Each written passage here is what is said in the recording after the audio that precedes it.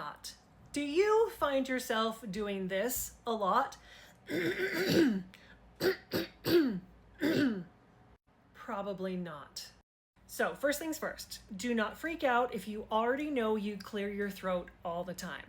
I'm going to ask you a couple of questions first. Did you just wake up in the morning and you've got a big frog in your throat? Do you have allergies? Did you just get over a cold or a cough and you got all this postnasal drip?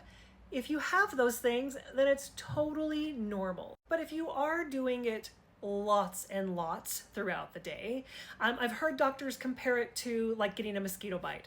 Once you itch it, then you kind of just keep itching it throughout the day. It becomes just a part of the habit. You're like just always itching it until you notice it, and then you're like, oh crap.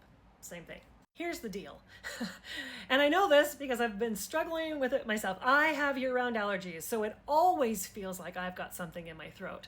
And my SLP has been helping me become more aware of if I really do have something in there or not, and I'm going to share this information with you. The more you clear your throat, the more irritated your folds become. They get a little bit raw, they get a little bit sore, and then they feel a little off, a little funky.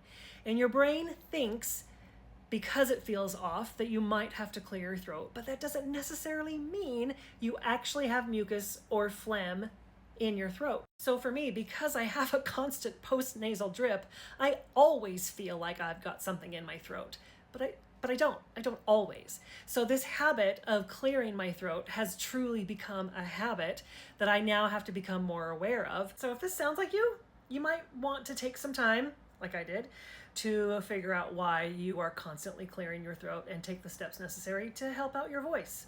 Let me know in the comments if you guys struggle with this too. I'd love to know. I'd love to be not alone.